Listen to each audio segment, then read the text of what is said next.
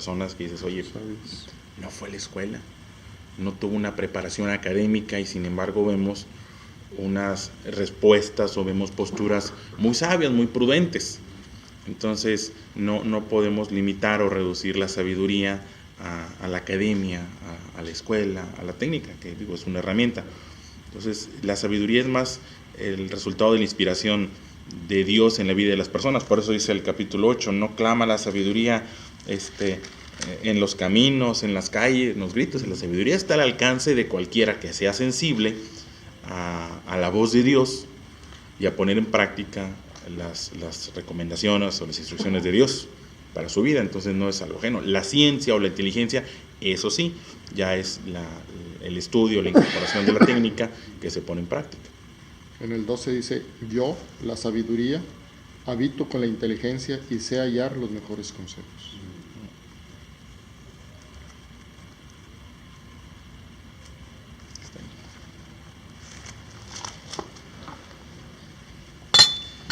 Bueno, hay una cita que podemos considerar. Es más una idea en San Mateo.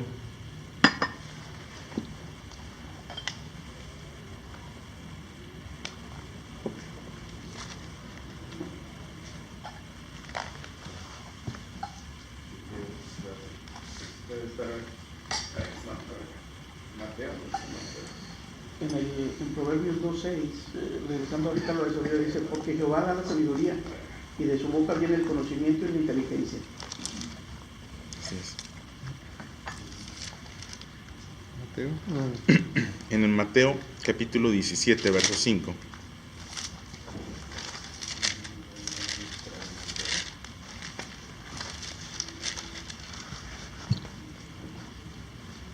Diecisiete 5. 17:5.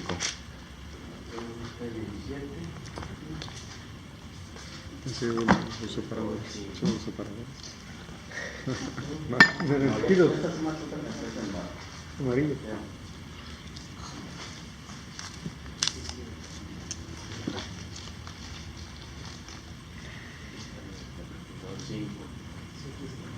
Hay una expresión ahí, yo empezaría desde el verso 1, es una historia, una situación que se da. 6 días después, verso 1, voy a empezar en el verso 1 del capítulo 17 de San Mateo. Dice, 6 días después Jesús tomó a Pedro, a Jacobo y a Juan, su hermano, y los llevó aparte a un monte alto. Y se transfiguró delante de ellos y resplandeció su rostro como el sol, y sus vestidos se hicieron blancos como la luz. Y aquí le aparecieron Moisés y Elías hablando con él. Entonces Pedro dijo a Jesús, Señor, bueno es que nosotros estemos aquí. Si quieres, hagamos aquí 3 enramadas, una para ti, otra para Moisés y otra para Elías. Mientras él aún hablaba, una nube de luz los cubrió, y he aquí una voz desde la nube que decía, este es mi Hijo amado, en quien tengo complacencia. A él oído. Hasta ahí. Esa expresión es la que yo quiero resaltar. No fue la única vez, no fue la única ocasión que se escuchó alguna voz del cielo en la cual de alguna forma Dios está endosando al Señor Jesús. Por si acaso hubiera quedado alguna duda, por si acaso no hubiera quedado muy claro, viene esa expresión, esa recomendación, pudiéramos decir, o ese mandamiento, lo podemos llevar hasta donde queramos, donde de alguna forma Dios está diciendo que escuchemos al Señor Jesús, a Él oíd.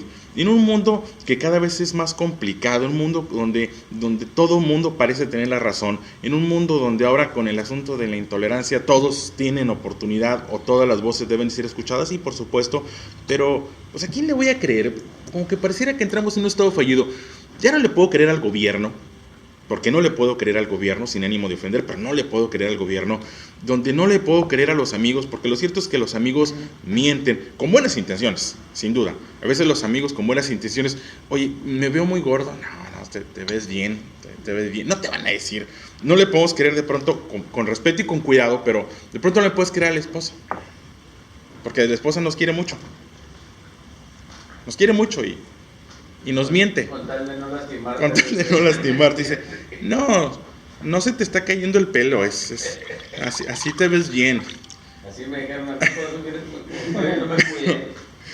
sonar a broma, pero cierto es que a veces sucede. Luego como papás lo decimos, no con mala intención, no me malinterpreten, pero no, mijita, eres la más bonita del universo.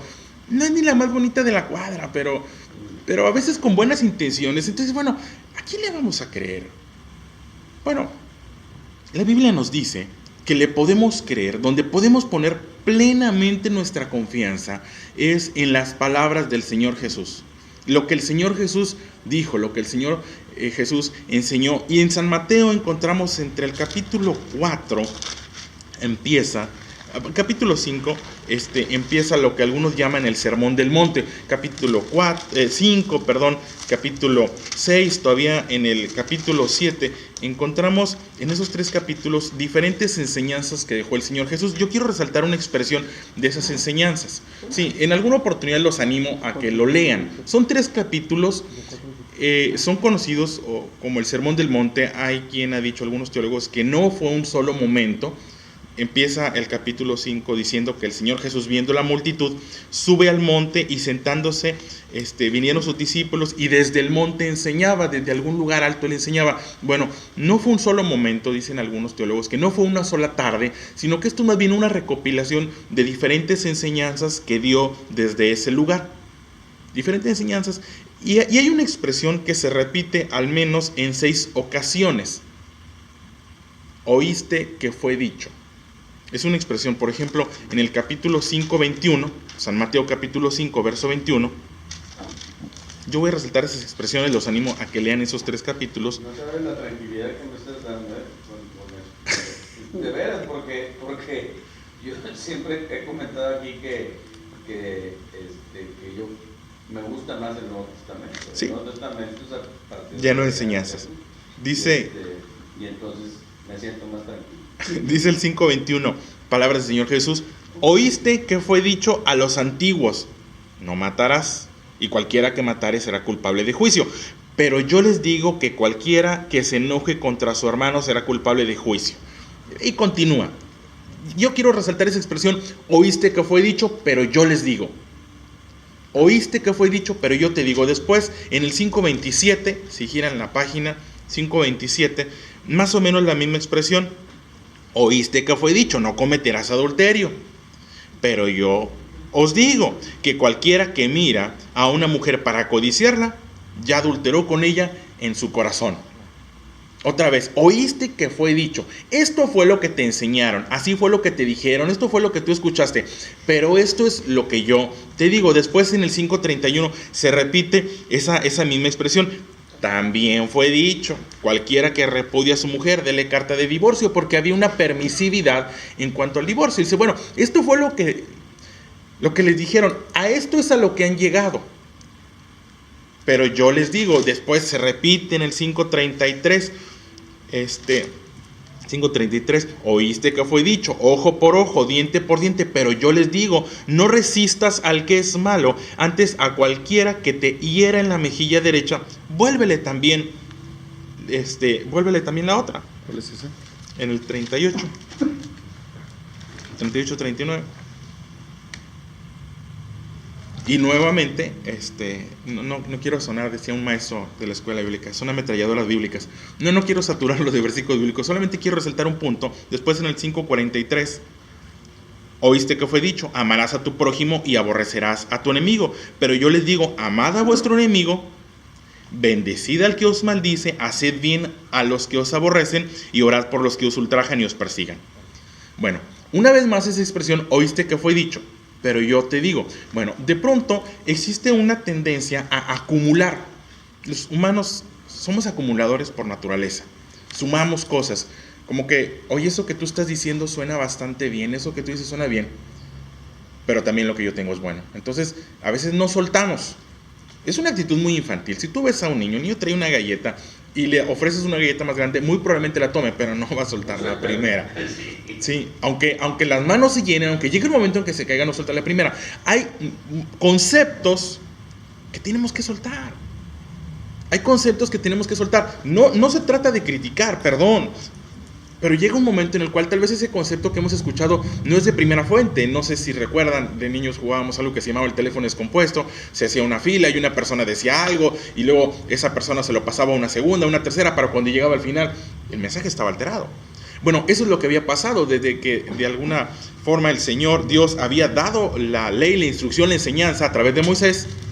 Habían pasado muchos años, habían pasado muchos siglos y ya se había convertido eso en algo extraño. Habían convertido el quehacer o la práctica de la palabra de Dios en algo meramente externo.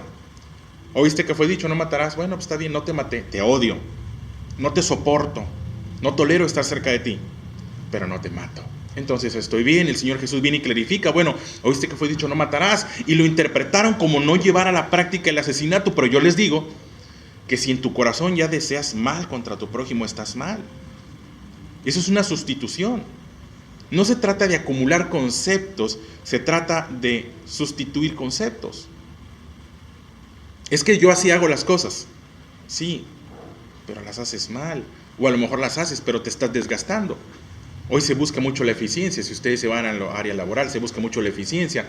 Bueno, lo estás haciendo, pero te está costando demasiado trabajo, demasiado esfuerzo hacerlo. Y no es lo que vino a hacer el Señor Jesús. El Señor Jesús dice en la Biblia que vino a darnos vida y vida en abundancia. Y de pronto nos topamos con una realidad religiosa que suma, acumula, y que para cuando acordamos, espérame, ¿por qué no voy a la iglesia? ¿Por qué no me relaciono con Dios? Es que es muy difícil. Oye, espérame, ¿por qué es difícil? Si se supone que el acercarnos a Dios tiene que ver con quitarnos cargas. El Señor Jesús llevó la cruz en lugar de nosotros. ¿Por qué habríamos nosotros de sumarle cargas? Bueno, a lo mejor nos estamos convirtiendo en acumuladores de conceptos bíblicos y no estamos sustituyendo. Cuando el Señor Jesús vino, les vino a mostrar, les vino a decir, bueno, oíste que fue dicho, pero yo te digo. Bueno, ¿quién es Jesús? Bueno, Jesús es el Hijo de Dios. Y si recordamos lo que leíamos en el versículo 17, dice, bueno, este es mi Hijo amado, a Él oír. Llega un momento que yo como individuo voy a decir, bueno, ¿a quién voy a escuchar? Con respeto para mi abuelita, fue lo que me enseñó y sin duda ella tenía razón en enseñármelo, pero a lo mejor no era la primera fuente, no era la fuente original.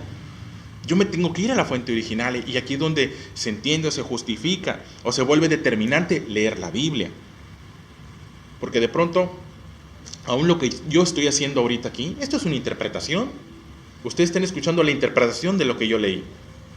Y si lo transmiten más adelante va a ser la interpretación de la interpretación. Y luego más adelante va a ser la interpretación de la interpretación de la interpretación. En algún momento corremos el riesgo de que se le agregue o se le quite. Bueno, pues me voy al original. Me voy al original, no quiero errores, no quiero que equivocarme. Voy a leer la Biblia. Porque lámpara es a mis pies tu palabra y lumbrera mi camino. Y hay que leer la Biblia.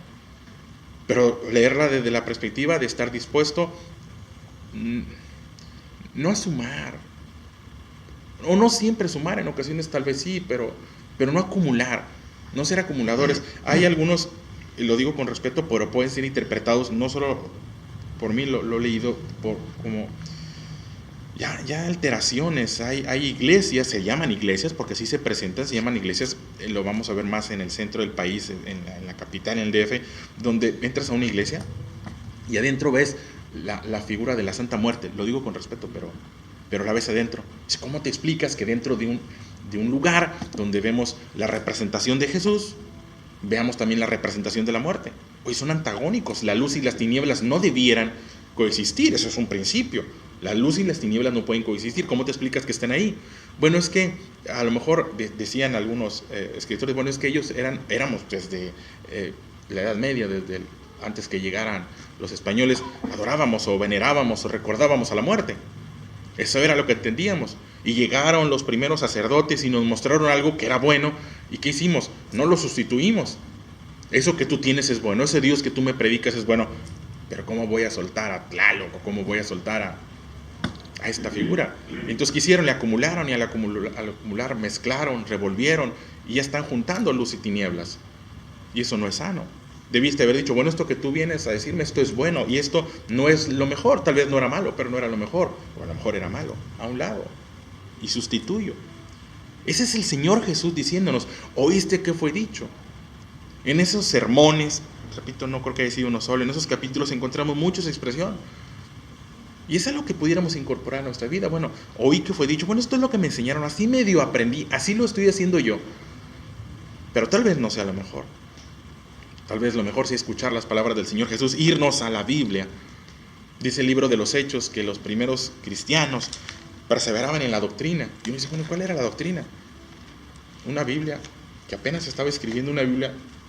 Imagínate que no existía Romanos, no existía Corintios, no existía Gálatas, no existía ni aún Pedro. Pedro no había escrito nada. ¿Qué tenían entonces? Tenían las palabras de Jesús. No le resto importancia, lo digo con respeto, no le resto importancia ni al Antiguo Testamento, ni le resto importancia a las cartas de Juan, a las de Pedro. Lo que sí digo es que no nos debemos de alejar del mensaje del Señor Jesús. Oíste que fue dicho, no adulterarás. Pero yo les digo, cualquiera que codicie a una mujer en su corazón, porque luego nos podemos reducir. No, mientras no te vayas por ahí de más.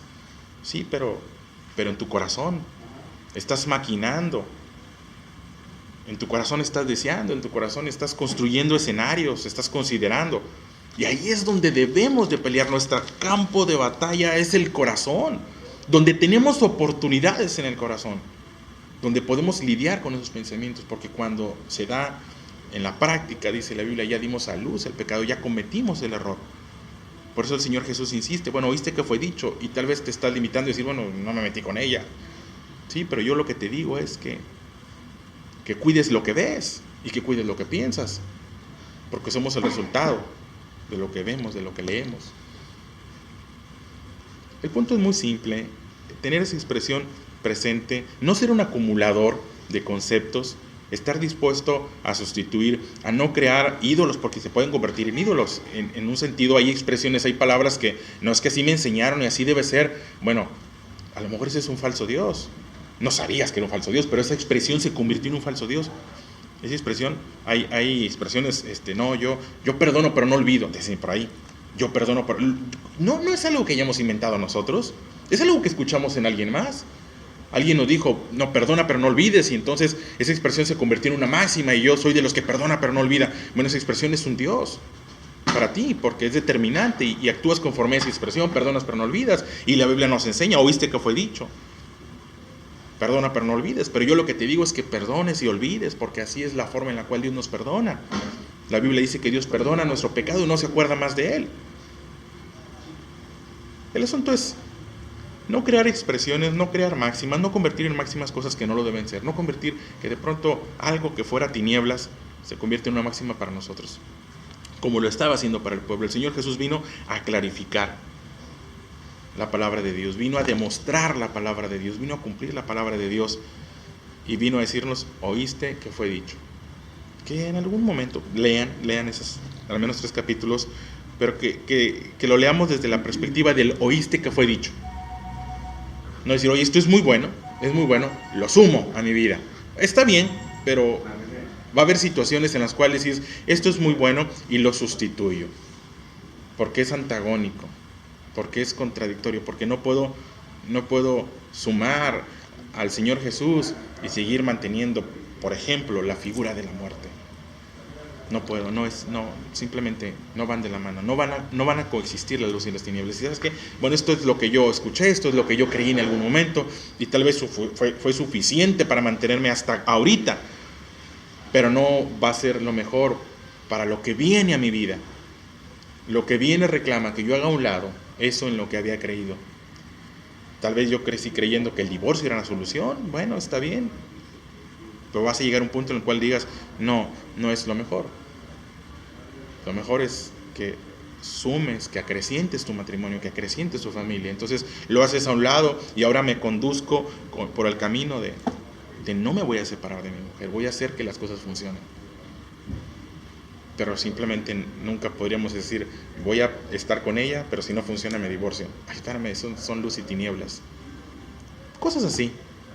Son diferentes expresiones en las cuales, diferentes momentos en los que se repite, oíste que fue dicho. Bueno, yo creo que si lo dijo muchas veces, es porque era importante. Yo creo que como papás a veces hacemos lo mismo con los hijos, les repetimos. Creo que lo que les repetimos es lo importante. Nunca les repetimos, mi hijo prende la tele. Le repetimos, abre un libro, le repetimos, estudia, le repetimos, no llegues tarde, le repetimos, respeta a tu madre. Bueno, si el Señor Jesús se tomó el tiempo de repetir oíste que fue dicho, es porque debe estar en nosotros siempre la disposición de sustituir cosas que pudieran no ser lo mejor. Estar en nosotros la voluntad de reconocer cuando algo es bueno para nuestra vida y decir, bueno, aquí está, esto es bueno para mi vida, esto va a sumar a mi vida, creyendo que las palabras de Jesús son palabras de vida eterna. Los animo a que lean, si pueden en familia, es al menos esos 3 capítulos, lo que le llaman el Sermón del Monte desde la perspectiva de oíste. 5, 6 y 7. Sí, 5, 6 y 7. Oíste que fue dicho. Gracias.